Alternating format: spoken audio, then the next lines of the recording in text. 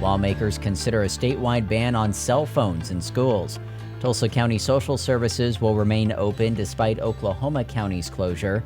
And the OKC Thunder are back in action tonight. This is the KGOU AM News Brief for Thursday, October 24th. I'm Nick Daniels. Lawmakers are considering the case for a statewide ban on cell phones in public schools. State Impact's Beth Wallace reports the Senate Education Committee listened to physicians, policy researchers, and educators at a legislative interim study. Last spring, legislators mulled over a bill to offer grant incentives to schools that implemented phone-free policies, but it never advanced from the Senate. Some members said they were in favor of an outright ban, but concerns arose about superseding local control. Tuesday, lawmakers heard from Superintendent Jeremy Jackson of Pocola Public Schools, which recently instituted phone restrictions. He says a state mandate is needed to support districts against parent pushback. We need your help just to help those administrators, those superintendents in those districts where it is not as welcome. The data is all there now. We have the experience, we have the information.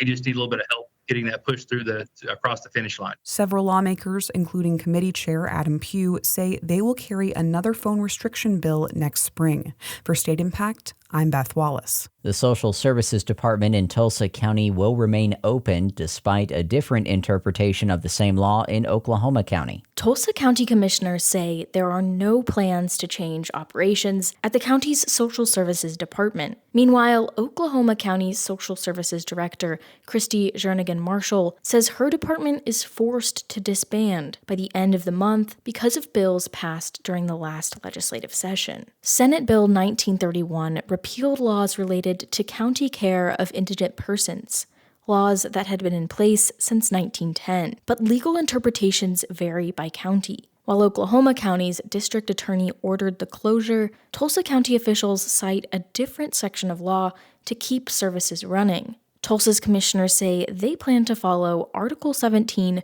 Section 3 of the Oklahoma State Constitution, which mandates counties care for those in need. I'm Sierra Pfeiffer. Leaders from the Oklahoma City area are part of a new committee to help shape the future of professional soccer in OKC.